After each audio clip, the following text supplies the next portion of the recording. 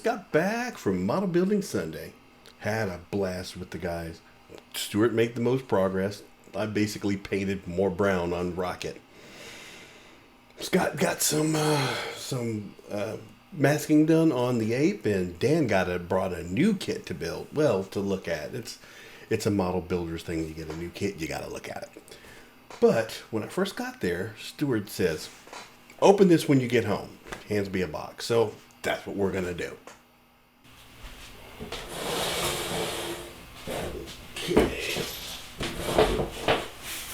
Okay, let's start with what it's not. It's not a brick of gold.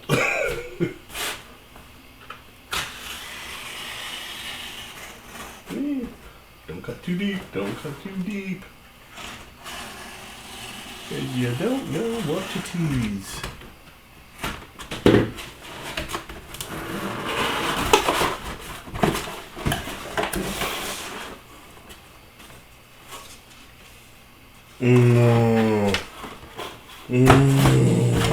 Okay.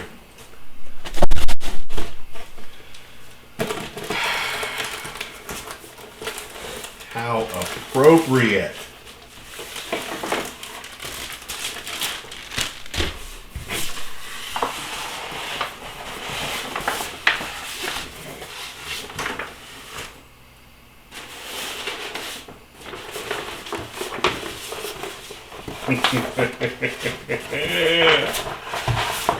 Oh my goodness. Very nice. And right in time, because Ahsoka's hair just got done printing. Well, I guess we're just going to have to get this framed up on the wall. Thank you, Stuart. That's awesome.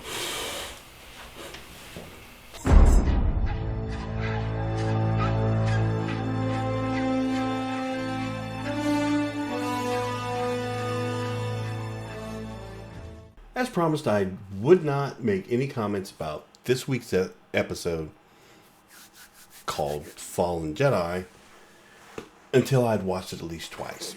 So the first time I watched it, I was out on the road, so I watched it in the hotel. And just got done with model building Sunday and decided to sit down and watch it again. There's 4 days in between there, and I have talked to a couple of different... I've talked to my buddies about this, and well, their take on the series so far is it's been dubbed Ahsoka because the pacing is really slow, and every time somebody goes to speak, they've been very contemplative. So I get it; they're not wrong. But on to episode 4. So we're down on the planet, and spoilers.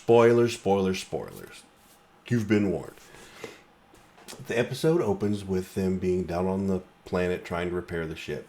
They know the guys are going to be coming in looking for them, but they got to get the ship repaired as soon as possible so that they can, I guess, go attack or whatever. Once they get the map, they need to be able to escape quickly. So Ahsoka is outside looking deep into the forest, deep in thought, and you have that conversation between Sabine and Ahsoka. And it's like, they have the map, and we may not be able to stop them before, so we might have to, destroy it. That's the better of, and Sabine's like, yeah, I know. They get attacked by a group of bad guys, nobody with lightsabers. And that fight went pretty well. The Hu Yang, the droid training robot, he's got 2 arms and he's got 2 on his back that he can have 4 lightsabers to do lightsaber training with, which we saw in the previous episode. I don't know. He gets attacked by one of the HK droids, and he's trying to yell help, and the droid puts his hand over his mouth. I'm just like, really? I mean, you're a droid. You can't internally access the alarm saying, "Hey, we got problems," or something. But okay, they take care of all those guys, and that's fine. They have to go. Sabine and Ahsoka have to go and find the base so they can get the map. They encounter Shin and Merrick in the Force, which is Merrick is the Inquisitor and Shin is the blonde haired girl, and they split off. So Ahsoka is fighting Merrick the Inquisitor, and Sabine goes chasing after Shin, shooting. Fight. Merrick gets taken out. And so Sabine says, Ahsoka, go, I got this. Now, here's the thing. So Shin's upset because her partner, her cohort in evil doings is dead. And so she's stuck there fighting Sabine. And everyone's just so stoic, and, Shin goes, you're going to regret that decision, and it seems like before there'd have been a quip, a barb by the good guy, and like, yeah, you may be right, but we shall see. Some kind of smart aleck retort. And it wasn't fun, where's the witty repartee? So that was a little bit disappointing. But in the midst of the fight, Sabine loses her lightsaber and she throws her hands up and Shin's like, ah. And she's like, you have no powers. And then she shoots her with a wrist rocket or something like that. So it doesn't confirm that Sabine doesn't have any power, or at the very least, it's not unlocked yet. So, but Shin throws a smoke grenade and runs off. About the same time, let's back up to Hera, and some of her rebel buddies are disobeying orders and coming to the rescue of Sabine and Ahsoka. And they jump on the Ghost, and you get Captain Carson again. Good to see him. He's made it through several episodes, so I like the character. They, once a rebel, always a rebel, and poof, off they go. The title of the episode, Hera risked her career. There didn't feel like any kind of a risk. It felt like, I'm a general. I'm going to do what I want to do. I don't have to. You handle it. I'm going to go do this thing. It's not like, it just didn't feel like, if you go, you're not coming back, or you'll be seriously reprimanded. She's a rebel. What are you expecting? If you demote her, I'm just like, okay. She's like, fine, I don't want that anyway. I got other things to do. So, and you can feel like Hera is not very happy with the direction that the government and everything's going anyway. So you got to figure that there's going to be some kind of a rift or split, and she's going to end up off doing her own thing anyway. You get to Ahsoka showing up to confront Balin, who is down protecting the map, and they're uploading the coordinates to the hyperspace ring. They chat. The first thing Balin says to her is, Anakin spoke highly of you. And her response, he didn't speak of you at all. So that's the kind of repartee I was looking for. But there wasn't a whole lot there. I'm not here to talk about my past, blah, blah, blah. Lightsabers are lit, and they go to fighting. Now, my first thought is, if you're trying to prevent them from getting the coordinates and doing whatever that needs to be done, she's going for the map. He's protecting the map. And at one point, she gets close enough and she grabs the map off the little dais thing and burns her hand or whatever. But I'm like, okay, if you don't want them to have the coordinates, don't worry about the map. Destroy the equipment. Let's start there. Like, hey, let's take this computer out and that computer out. Well, they're gonna lose some time there. They won't be able to do whatever, and then destroy the map. Let's just stop them from getting all the information they need. So that was, I feel like, her first mistake. And so fight. Shin shows up, which makes Ahsoka like, oh no, you've killed. I don't know why I'm having problems with these names right now. Sabine. Yes, she's in the middle of a fight, but had she killed Sabine, she would have felt it through the Force. So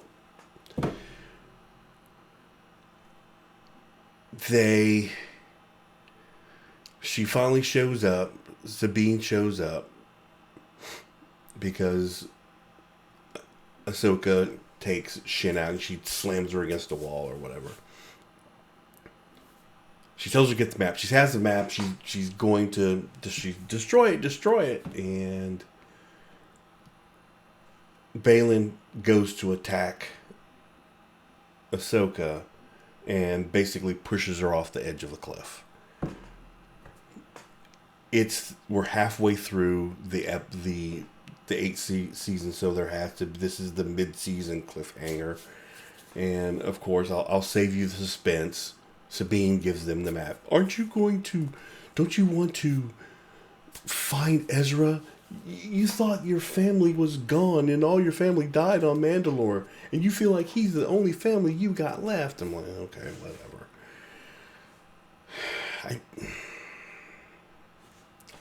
She gives him the map. He puts it back on the dais. They get the rest of the data. Then he destroys the map. Wouldn't want anyone to follow us now. And so Shin wakes up and starts choking Sabine, and Baylan's just like, hey, let her go. I promised her she wouldn't do her she would not come to any harm. And I'm not lying to her like her previous master. Well, I mean, are you assuming that you're her new master now? I'm like, what's up with that? They get on the ship up at the hyperspace ring. Hera's coming in, 6 X-Wings. They're going to attack the hyperspace ring.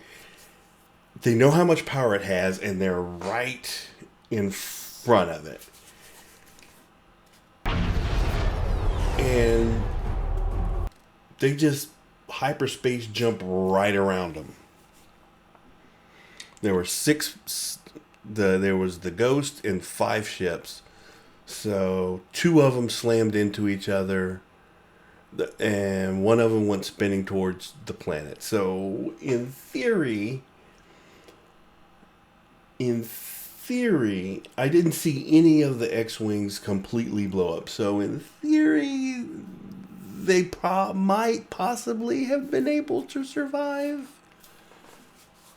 That's me. I mean, that's me grasping at straws. But they've hyperspaced away to the other galaxy.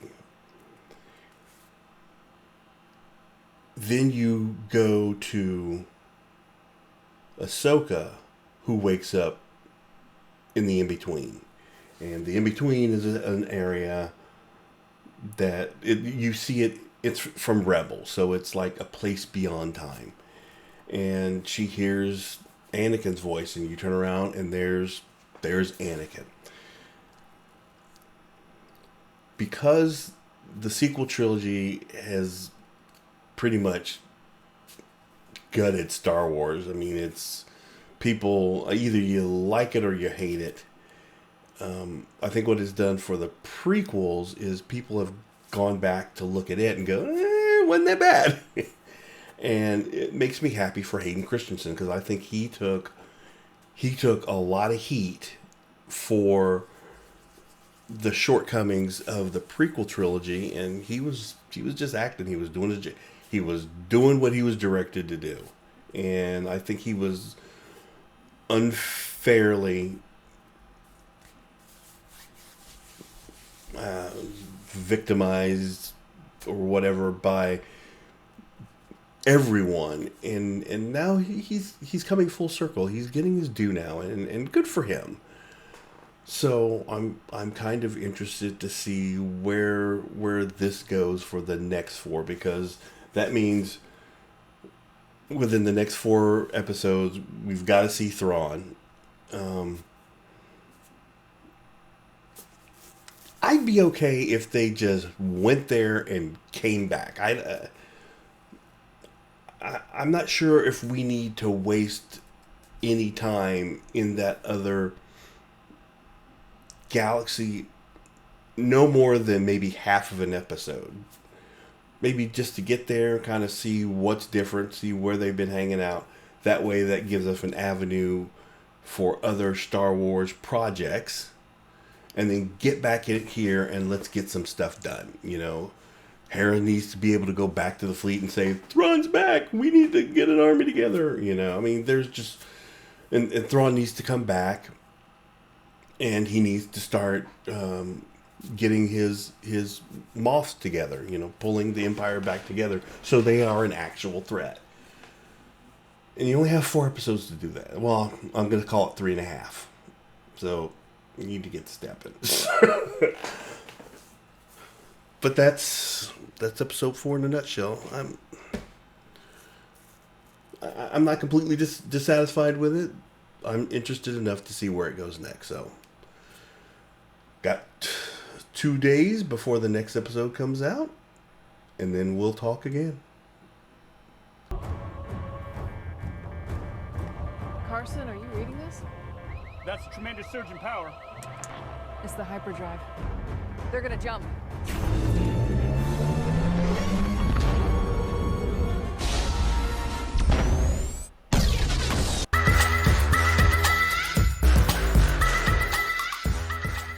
Pew pew pew pew pew pew pew pew pew pew.